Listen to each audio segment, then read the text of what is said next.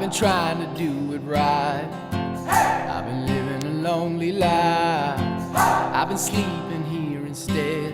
I've been Faire des sleeping in my courses, bed. faire des parcours, faire de la gym, faire du hip-hop et faire du basket. So show me family, all the blood that I will bleed. I don't know where I belong, I don't know where I went wrong, but I can write a song. I belong with you, you belong with me, you're my sweetheart. I belong with you, you belong with me, you're my sweetheart. Je souhaiterais que tous les enfants qui ont la chance d'aller à l'école puissent, dès le plus jeune âge, apprendre à savoir qui ils sont, comment ils se sentent, qu'est-ce que ça dit d'eux, qu'est-ce qui les rend joyeux, vers quoi ils ont envie de tendre, qu'est-ce qui les met dans une heureuse expansion d'eux-mêmes, qu'est-ce qui les rend amers, tristes, déçus, découragés, et en sorte de pouvoir se transformer et intégrer ces outils de transformation et ensuite en témoigner et avoir développé des capacités d'empathie, de conciliation des différences, de médiation des conflits et que cette traversée non violente des conflits soit aussi évidente que la langue maternelle, quoi. On a appris à vivre avec les conflits et à savoir les gérer. On ne les nie pas, on les vit, on les traverse, on les transforme. Je pense que c'est tout à fait citoyen que de développer cette vie intérieure-là.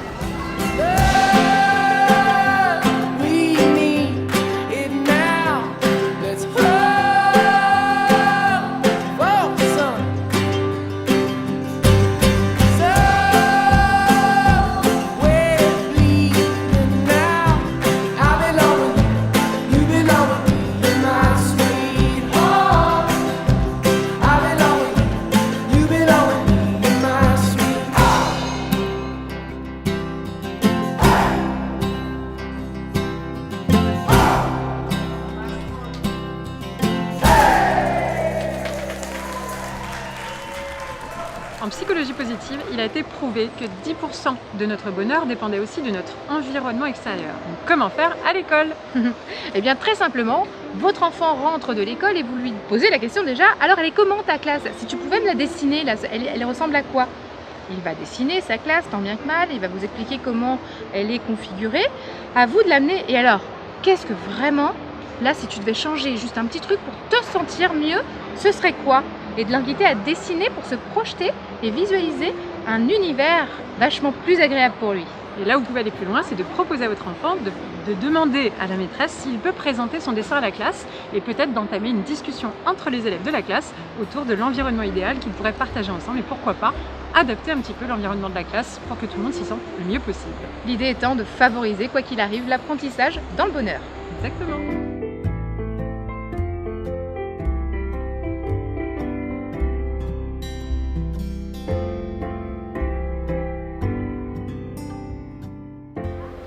Pour moi, ce qui est essentiel dans l'éducation, c'est de favoriser la créativité. Quand un enfant est dans la créativité, il est vivant. Et il nous faut une école qui nous fasse passer de la survie à la vie.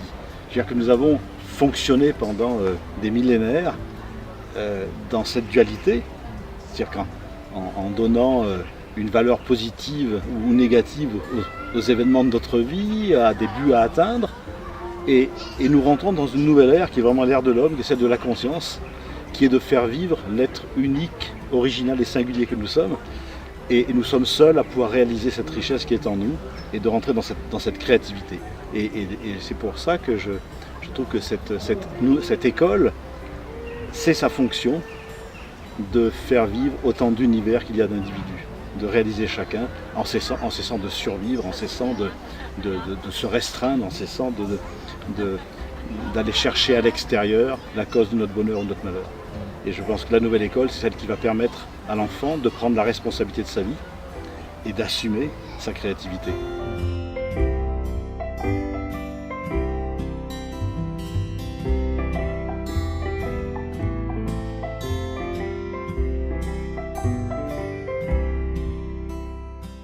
Le cerveau, son mode de fonctionnement est basé sur des habitudes. C'est-à-dire que quand on se dit « Ah ben moi je suis plutôt ça », il faudrait plutôt dire « Mon cerveau a pris des habitudes qui vont dans cette direction.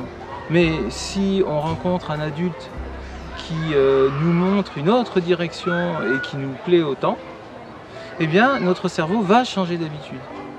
Donc il n'y a pas de statut d'adulte particulier pour éclairer la vie d'un enfant. L'idée, c'est de diversifier les sources de stimulation. Toutes les recherches en neurosciences montrent que le cerveau d'un enfant et donc son plaisir de vivre se développe avec la diversification des stimulations. Donc plus il rencontre de gens, plus il fait des choses différentes, et plus il se développe, et plus il est heureux. C'est tout bête.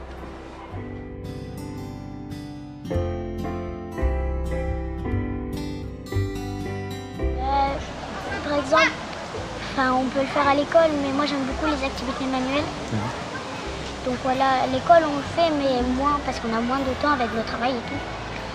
Donc des fois, par exemple, quand il pleut ou quoi, on fait la récréation dedans. Donc voilà, l'hiver quoi. Donc on fait des activités dedans, on fait des pelles, ou quoi, on fabrique des choses. Donc, mais à la maison, c'est sûr qu'on peut plus le faire ou quoi. Donc, voilà.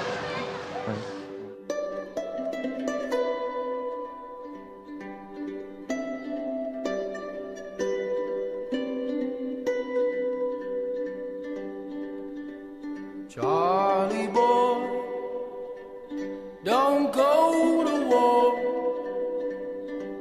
First born in 44.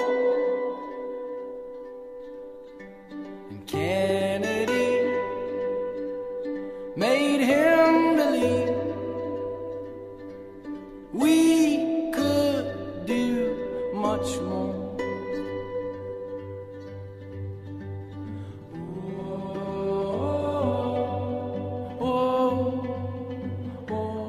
Moi, j'ai découvert les écoles démocratiques au mois de mai 2016 et je me suis retrouvée en face d'une proposition où l'enfant est vraiment mis au centre et où on le laisse aller naturellement vers ses apprentissages et vers l'enthousiasme comme moteur. Et ça, j'ai juste trouvé ça assez extraordinaire parce que ça permet à l'enfant de rester en contact avec ce qu'il est. Et dans les écoles démocratiques, ce qui est quand même au centre, dans ce que moi vraiment j'en observe, c'est l'apprentissage du vivre ensemble. Et dans ce principe de démocratie directe, donc j'ai aucun complexe à dire que je suis juste moi-même en apprentissage de ce que c'est qu'une démocratie directe. Et de voir que c'est ce qu'on va proposer aux enfants au quotidien dans le fonctionnement de l'école, dans la prise de participation de l'enfant en tant que personne citoyenne de son école, eh bien c'est juste extraordinaire. Et le plein épanouissement qu'il leur est offert, et cette recherche d'autonomie, de confiance en soi, ça me laisse juste dire, ok, on est vraiment en train de préparer nos enfants à relever les défis qui sont ceux de demain, parce qu'ils vont avoir cette connexion à leur créativité, parce qu'il faut être très créatif aujourd'hui. In uniform, you raised a man with violent teeth to stand. Alors pour moi, l'école idéale, elle répond aux besoins individuels de l'enfant et aux besoins collectifs de la communauté. Donc c'est une sorte de rapport d'équilibre entre les deux. Chaque personne est unique, mais elle contribue au tout. Donc c'était permettre à chacun de se réaliser, de trouver sa place. Je crois vraiment fondamentalement que chaque personne est unique, mais en lien avec le reste de l'humanité et avec toutes les formes de vie qui nous entourent. Donc pour moi j'aspire à vivre dans un monde, alors je pose 4 mots à chaque fois, sain, solidaire, pacifiste et heureux. Et si c'est vraiment ce à quoi on aspire, dans ces cas-là, réfléchissons ensemble à l'école qui pourrait permettre de répondre à ces besoins-là. Donc quel savoir-faire, savoir-être, valeurs doit-on transmettre aux enfants pour leur permettre de grandir en étant heureux et capables de construire ce monde, tous ensemble. The news was bad on Upland Ave. touching more not lost. On apprend aux enfants à laisser passer l'agression. Donc à prendre conscience que quand l'autre leur dit un gros mot, par exemple, ce gros mot leur appartient, c'est ce qu'ils pensent, ils ont le droit de penser ce qu'ils veulent, mais ça leur appartient, ils ne sont pas obligés de s'identifier à ce gros mot. Donc on leur apprend à laisser passer, mais dans le physique. Et en fait, systématiquement à toutes les formations, j'ai des enseignantes qui me disent ah non mais c'est vraiment génial ton truc, ça marche super bien. J'ai des enfants qui sont venus me voir dans la cour en me disant maîtresse, il y a un grand qui m'a agressé, il m'a traité, tu sais comme ils disent aujourd'hui. Et ah bon, mais comment t'as réagi? Mais j'ai fait ce que tu nous as appris, j'ai laissé passer. C'est une anecdote qui me fait à chaque fois que je trouve super parce que ils apprennent à ne plus répondre à l'agression par l'agression. Mais ils apprennent à prendre de la distance puis à laisser passer. Et en même temps, comme ils apprennent à connaître leurs limites, ils ne laissent pas non plus tout passer, puisqu'ils apprennent à se respecter. Pour vous donner une image, parce que je crois que c'est les images qui fonctionnent le mieux, prenez la Tour Eiffel.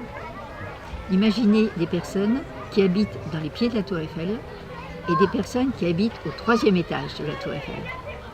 Toutes ces personnes habitent à Paris, regardent Paris de leur fenêtre, est-ce qu'elles voient le même Paris? Oui. Et la différence, elle est là. La clé de compréhension, elle est là. C'est-à-dire que quand on est dans les pieds de la Tour Eiffel, on voit des détails. Les détails s'accumulent, font des images mentales. On est dans le linéaire, dans le concret, dans le raisonnement, dans l'analyse. Quand on est au 3e étage, les détails, on ne les voit pas, ils n'existent pas. Par contre, on a une vue d'ensemble beaucoup plus grande, donc une perception en images. Et à ce moment-là, on a une pensée en images et une pensée en arborescence. Ce qui fait qu'on a beaucoup d'enfants, d'ados et de jeunes qui, on leur pose une question, ils ont la réponse. Seulement à l'école, ils ne savent pas démontrer comment ils ont trouvé la réponse, quel cheminement ils ont fait. Parce que le cheminement, c'est pied de Tour Eiffel. Donc ils se retrouvent à l'école en situation d'échec, alors qu'en réalité, c'est des enfants extrêmement doués, extrêmement brillants. Mais il n'y a pas adéquation entre les deux. Donc c'est à nous, en tant qu'adultes, de pouvoir faire le pont entre les deux. Parce qu'ils ne peuvent pas non plus être complètement coupés du bas. Donc c'est comment leur donner envie d'acquérir à minima ce qui est en bas. Mais pas le rejeter en bloc.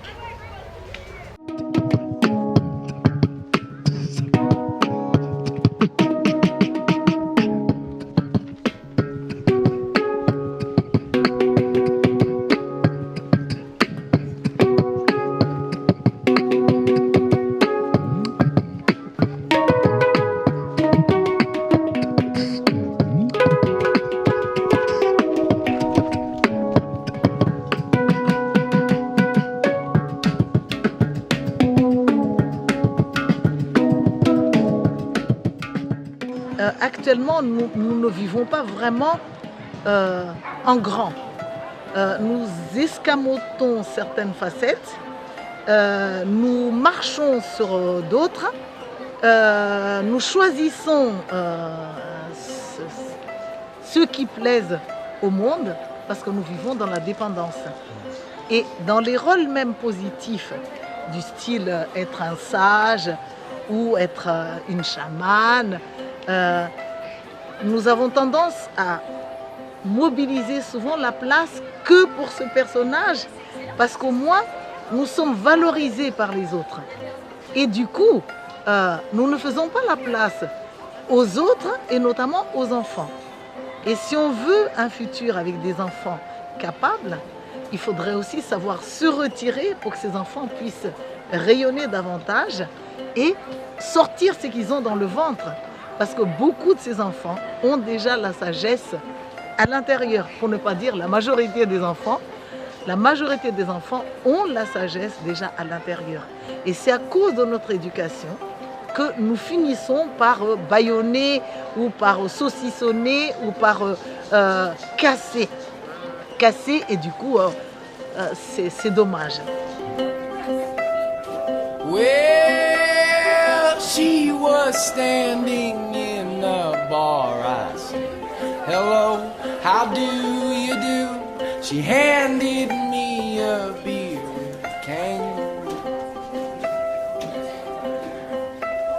She spoke of places I had never been, that she had traveled to, and we slow danced along to faster too. Lors de l'enfance, ce qui est important de comprendre, c'est que d'une part, le système nerveux de l'enfant est immature, ce qui fait qu'il va impacter tous les événements de la vie d'une manière très importante et d'une manière très forte, puisque toutes les émotions en fait vont être assimilées comme quelque chose de dangereux ou de désagréable, et le cerveau reptilien, qui est le cerveau de la survie, va émettre comme une programmation limitante ou de maîtrise ou de compensation. Il y a plein de schémas différents en fait qui peuvent être induits par l'inconscient et qui vont être en fait reproduits dans notre vie d'adulte, ou en tout cas tout au long de notre vie, tant qu'on n'a pas pacifié ou tant qu'on n'a pas traversé tout ça. Ça veut dire quoi? Ça veut dire que dans notre vie d'adulte, même avant, en fait, on va, si vous voulez, répondre à des anciennes blessures qu'on n'a pas encore pacifiées. Et répondre à ces blessures, malheureusement, par le biais de l'inconscient, ne va pas résoudre en fait le problème de la blessure, ne va pas pacifier la blessure, mais simplement comme l'amoindrir. Mais en fait, ça ne va pas réparer. Donc la problématique dans tout ça, c'est pour être libre d'être qui on est, on a besoin en fait d'aller pacifier ces émotions dans le passé. Et les racines de nos problématiques d'aujourd'hui, c'est ni hier ni avant-hier, c'est vraiment notre enfance globalement et tout ce qui s'est passé pendant la gestation.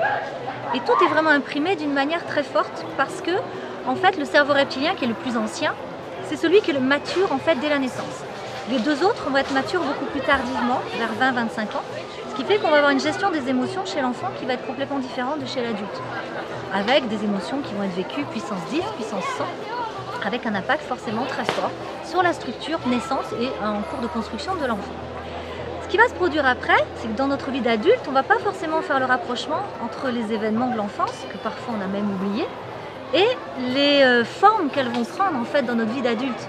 Parce que l'énergie de fond, la problématique de fond, on va la retrouver, mais la forme, en fait, la manifestation extérieure va être différente.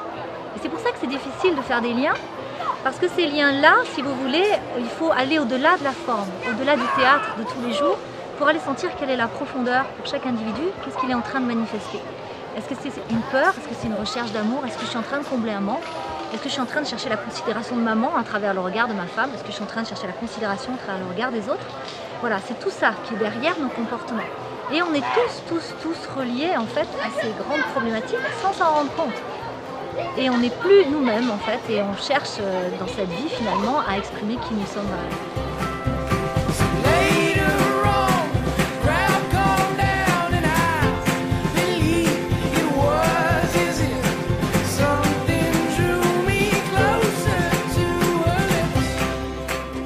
Il faut bien dissocier effectivement l'environnement affectif proche de la famille et des amis de l'enfant du rôle de l'éducation nationale qui est plus social et moins dans l'affectif. Voilà. Et donc probablement qu'il y a le respect des règles, évidemment, mais il y a avant tout ce qui manque cruellement à l'éducation nationale actuelle, c'est évidemment l'être. On apprend beaucoup à l'enfant à faire, à être productif, à être dans la confrontation, dans la performance. Mon Dieu, il faut arrêter tout ça et promouvoir la créativité, le respect de soi, l'état d'être, l'état d'être. Et s'il y avait peut-être la première technique à enseigner, puisque l'école enseigne les techniques, ça serait vraiment la communication non violente.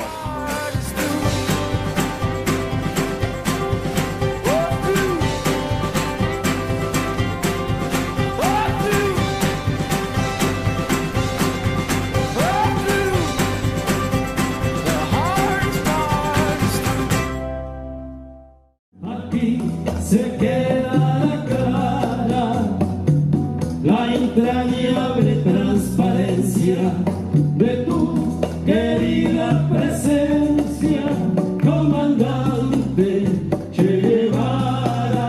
¡Hey! Yeah.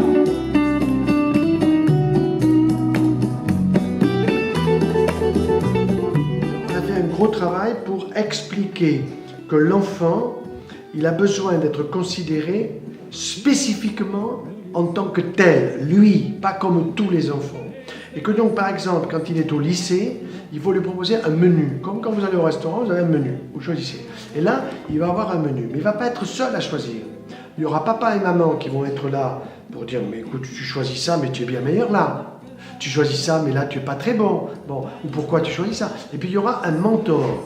Un mentor, c'est un enseignant qui suit cet enfant depuis la seconde, première terminale, et qui va, dès la seconde, commencer à orienter cet enfant, de façon à ce que sortant du bac, le plus vite possible, il fasse des études pour avoir du boulot.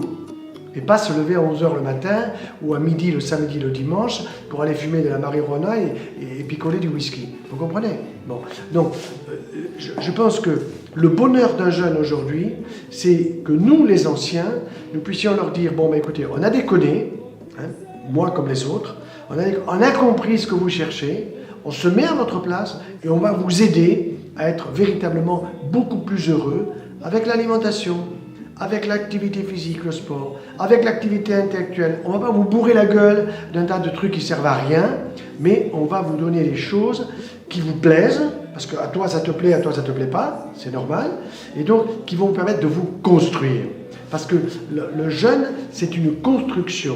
Ce n'est pas simplement une construction de son corps, mais aussi de son cerveau, de son affectivité, de son être tout entier, y compris de ce qu'on appelle l'âme, si vous voulez, c'est-à-dire une forme de spiritualité. Voilà.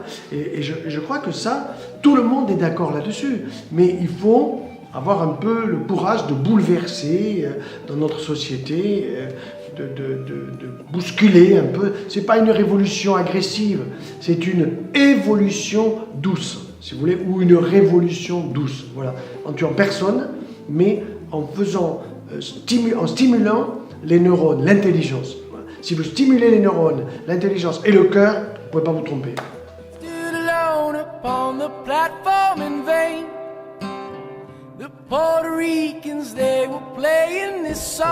Ce que je dis souvent, c'est que moi j'étais un enfant différent. En tout cas, j'ai fait partie des enfants qu'on dit différents, où on m'a mis une étiquette assez rapidement, où j'étais dyslexique, mais il n'y a rien de grave.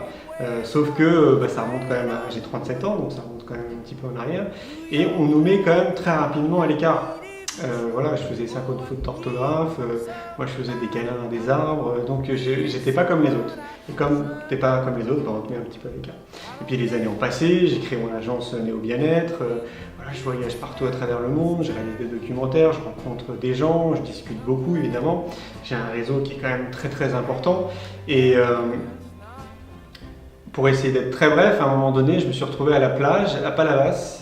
J'étais en train de regarder mon vélo sur la plage et j'ai reçu comme une info en me disant il faut faire quelque chose pour les enfants.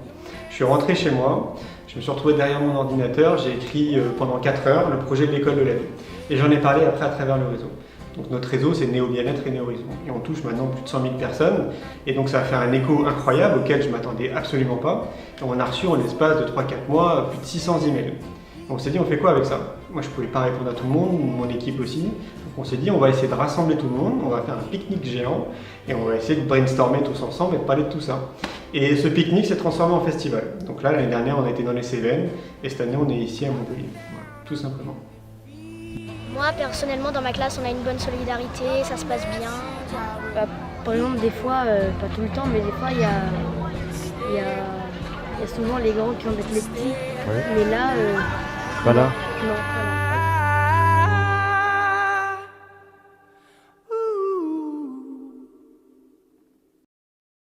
I stood alone upon the platform in vain. The Puerto Ricans, they were playing this salsa in the rain, with open doors and manual locks, and fast food parking lots. I headed west, I was a man on the move. New York had lied to me, I needed the truth. Oh, I need somebody, I needed someone I could trust. I don't gamble, but if I did, I would